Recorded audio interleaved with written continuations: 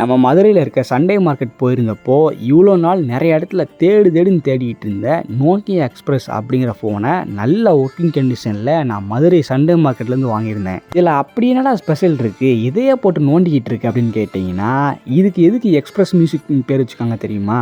சைடில் வந்து பாட்டு மாத்திர button, pause button, volume button எல்லாமே வச்சுருப்பாங்க. இதை நான் ஆல்ரெடி சொன்னது தான். ஆனால் இந்த பர்டிகுலர் மாடலில் பார்த்தீங்கன்னா சைடில் வந்து லைட்டு வச்சுருப்பாங்க. அந்த லைட்டு வந்து பாட்டு படிக்கிறதுக்கு ஏற்ற போல் அப்படியே மினுங்கும். லைட்டிங், டான்ஸிங் லைட்டுன்னு சொல்லுவாங்க. வேறு லெவலில் இருக்கும். இப்போ போட்டு காட்டுறேன் பாருங்கள்.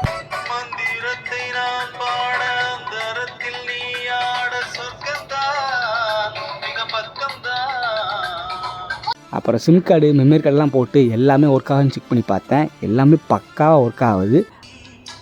இதான் மாற்றுறதா?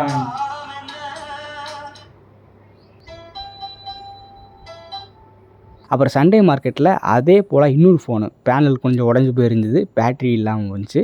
ஸோ இந்த ஃபோனை பார்த்தீங்கன்னா நல்லா ஒர்க் ஆகும் தம்பி, ப்ரைஸு பார்த்தீங்கன்னா 100 தான் சொல்லியிருந்தாங்க. ஸோ அதையும் நம்ம காசு கொடுத்து வாங்கிட்டோம்.